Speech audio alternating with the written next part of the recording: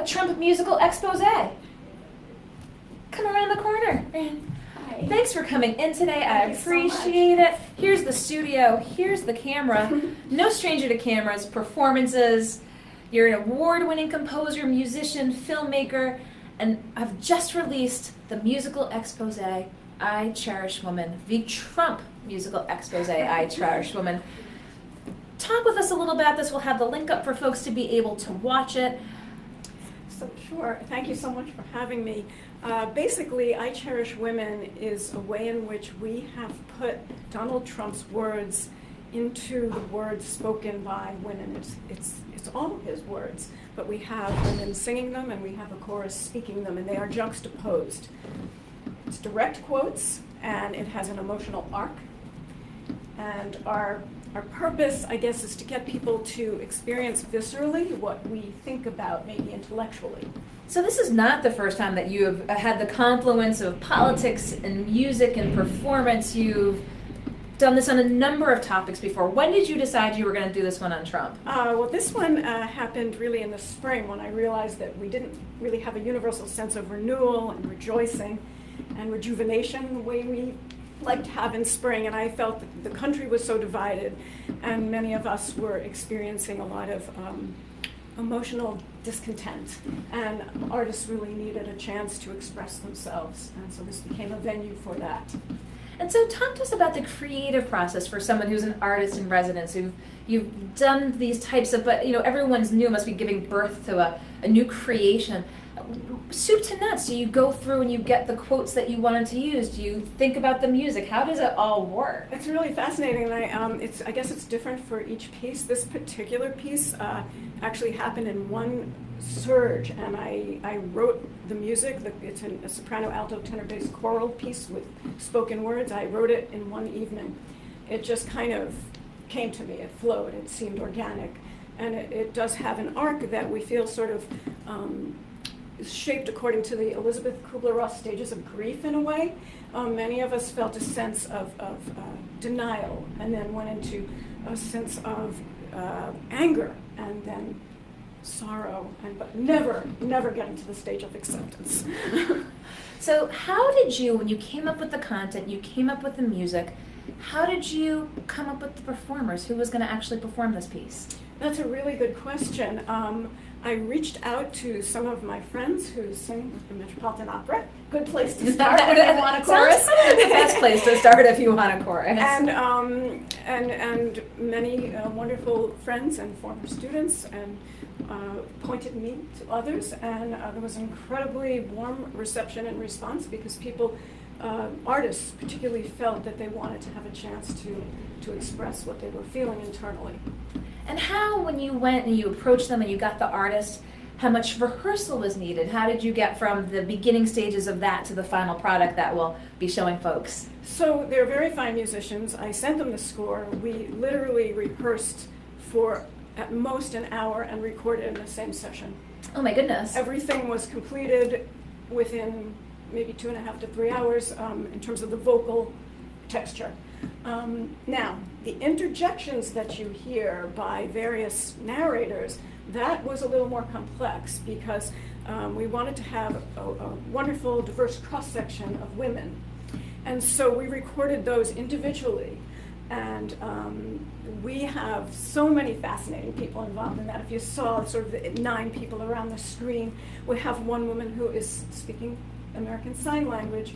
We have a wonderful young woman who's 19 years old and is running for office for Cambridge City Council. 19. She's already established her own nonprofit, which donates sanitary supplies to homeless people throughout the country, homeless women. And let's see, oh my goodness, there's her competitor who's also running for Cambridge City Council, who is also very interesting, progressive woman. I'm glad I don't live there because I wouldn't know, whom to vote for because they're both so amazing. We have our poet laureate from Rhode Island, who is among the readers, and you might have seen her do some of the intense narration. So did you know these folks were out there? Did you approach them? Did you say, we're doing this project and I want to get you on board? Was it a kind of a cross collaboration? How did it all come to be? I did very much reach out, and sometimes to people I didn't know, but mostly to people that I had, that I was connected to in some way.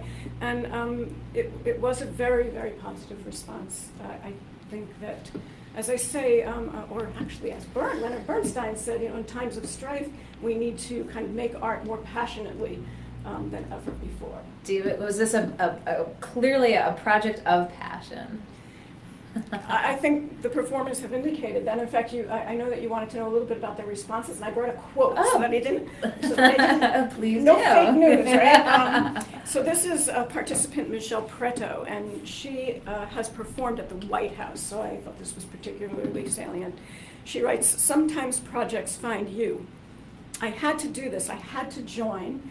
I'm a child of immigrants. I'm a woman. I'm a voter. I'm an American. So what can we do as Americans to make things better?" And she said that she wanted to make her voice heard through that which she loves, music, community, harmony. "I'm proud to be a part of this project. No woman should be mistreated, no immigrant maligned." And I think that was a very important You look point. like you have a full book I have a of full quotes of quotes. folks responding to it. We did have wonderful feedback, and we have some goals for the future of the project. We want to translate it into various languages so that we can reach out globally. We're hoping to create a global virtual choir, which means that people from across the world can look kind of at a track, a conducting track, and sing along. And ultimately, their images can be superimposed onto the video, so we can have many, many, many, many people. Well, that was my next question. What are the next steps? And you've got so many next steps. We're hoping. So again, to have the virtual choir, again, to get this out, and again, we'll have that link up so folks can watch it, see what Judith has been up to with this project. But talk to us a little bit about working with Rhode Island College, being an artist in residence. That very much piqued my interest. We love the local stories here. How did you get to that, or how long has it been? Give us the full Rick experience. I will, absolutely. First of all, I'm incredibly blessed to be the artist in residence at Rhode Island College. It's been a wonderful, amazing experience in every way. I was working on my doctorate at Juilliard in New York, and just upon graduation, I really wasn't sure what I was going to do.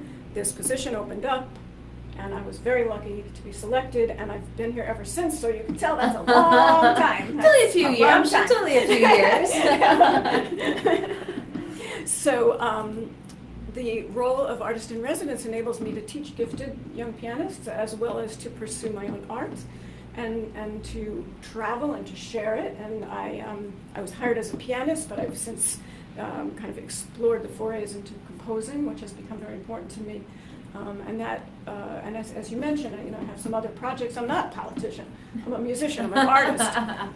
But again, these are important messages that have to get out there, and it's the artists who are mandated really to make that happen. Get them out. And again, the other projects that you've done with the Armenian genocide to refugees. Again, do these things just really tug at you and say, I need to have some form of expression to be able to articulate these sort of big, overarching issues that are very, very heavy? Oh, absolutely, yes. And I mean, each project has sort of a different origination, but I guess the first one began when I was on tour in Canada, and I was at the home of 2 Holocaust survivors, and I saw poetry written by boys from the concentration camp Terezin. They're between the ages of 12 and 14. They had written the most staggeringly beautiful, heart-wrenching poems, and immediately I heard a kaleidoscope of melodies in my head, and that became Phoenix from the Ashes, which has since been performed at the Czech Embassy for Holocaust memorials and many other venues, and on Rhode Island Public Television. The Armenian genocide became extremely important to me at the Centennial, and I developed deep friendships with the community, many members of the community, and studied as much as I possibly could. I even learned how to speak a little bit of Armenian, and I worked with a poet, the Grand Dame of Armenian poetry, Diana de Hovhanessian, who's in Cambridge, and looked at poetry spanning centuries that related to Armenian heritage, and tried to distill that and form a storyline. And We had a wonderful Rhode Island actor join us, Armin Yarrow, you might know him. Oh, yes. He's been in The Sopranos and The Departed, and he plays gangsters, but here he was. We met in a Starbucks, I showed him some Armenian poetry, and he was weeping. Oh, phenomenal. I knew he'd be the right actor. Oh, that's fantastic. So, And then the Refugee Project. so the Refugee Project is also an interesting calling. I mean, many of us are children of immigrants. I say most of us. And I had the opportunity to travel to Greece, and I brought my piano, my little keyboard with me. I brought it into refugee camps and squats, and I had learned a bunch of Arabic folk tunes, and I played them, and children were singing and dancing and joining in, and I gave some rudimentary piano lessons, and it spoke to me. It became very important, and then I was asked to join the board of the Refugee Dream Center here in Rhode Island, and I have a project called Refugee Artistry, and it's we're currently seeking submissions for projects by, for, and about refugees, and we'd like to actually design something artistic around that multimedia project. Okay, we'll get that out as well when you watch this after the fact. But if you're joining us now, we appreciate your tuning in. Just a few more questions. You know, you put this as a labor of love, this is a passion project. What do you think when you hear from maybe perhaps Trump supporters who use the liberal snowflake, you're too sensitive? When you hear those types of things and you see the language in social media all the time, what's your response to that? So what happened regarding that is that I did play this video for Republicans, and I am staggered by the transformation. I'm telling you, this is remarkable. I played the video for several really devout Trump supporters, and at the end of the video, honestly, they were transformed. This is what we hope for. Yes. You know, this is the goal. And I think a part of it is, you know, we don't want our children to hear these things. And this is, isn't this our role model? This is the most powerful man in the world. We wouldn't want our children to say that, and that's kind of the litmus test. Is, you know, we can argue about what's true and what's real and what's not, but when you hear his actual words spoken by women with the emotional arc, and basically each narrator was encouraged to find her own response in terms of how she felt when she heard the words. They weren't quoting him, they weren't simply repeating his words or reading his words.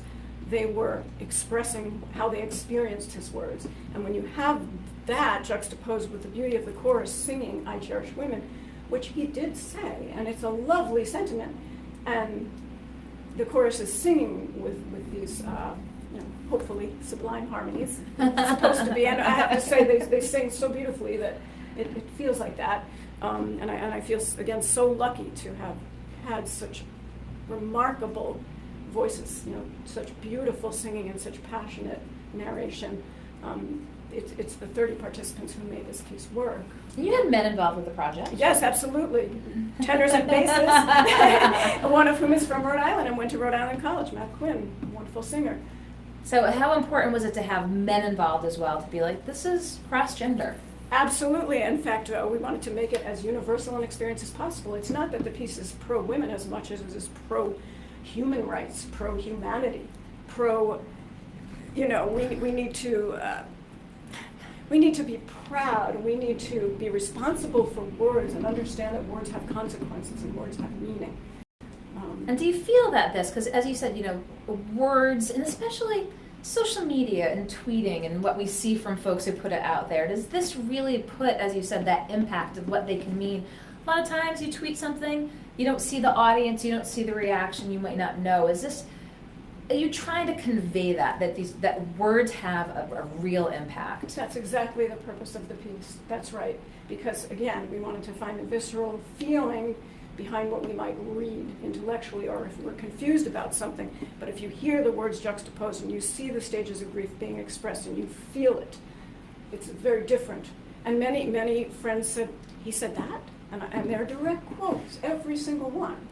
You know, and speaking, since you mentioned that there was a man involved in the project, I also have his quote, which I think is very poignant also. He's a teacher in Rhode Island. He says, as a teacher, it breaks my heart for my students to witness a man who's made terrible statements about women. You know, we cannot let misogyny and sexism become normalized. And I think that's the point as well of the project, I Cherish Women.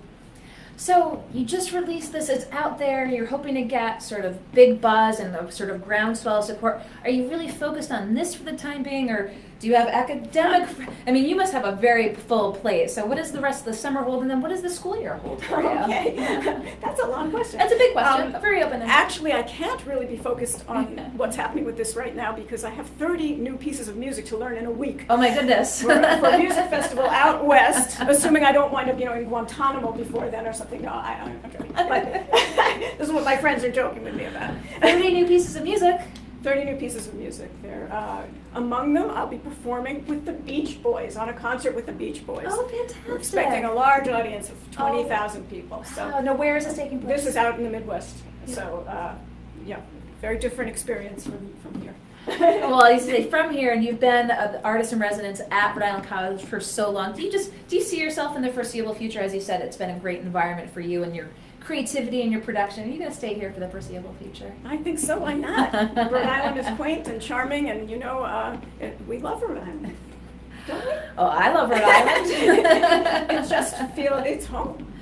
It is home, and you put out this production, and I saw it, and I said, I need to get Judith in here to talk with her about this. Because a lot of times we like to have folks in talking about the confluence of both national politics, local politics, kind of bubbling up from right here in Rhode Island. And I Cherish Women by Judith Lynn Stillman, we can check out here. We'll have the link for you. You can watch the production. And then we'll also put information about the refugee project for folks who might want to learn a little bit more about that as Thank well. you so much. We wish you a very safe and happy trip out west, performing with the Beach Boys, Rhode Island College's artists in residence. Thank you so much for coming in to Go Local today. I appreciate it. I'll let you around the corner. Okay. Judith Lynn Stillman produced I Cherish Women, a video that we'll be sharing with you if you're watching after the fact. All based off of statements made by President Donald Trump that were put to music, and as she said, wanted to sort of have that visceral reaction to how folks felt, and hoping that she's hoping that she can get a little bit more exposure and folks to learn more about it. And she was talking about an online, basically ability for folks if they want to follow along and sing along that they can as well. So I appreciate, again, this is Rhode Island College's artist in residence, Judith Lynn Stillman, here at the Navigant Credit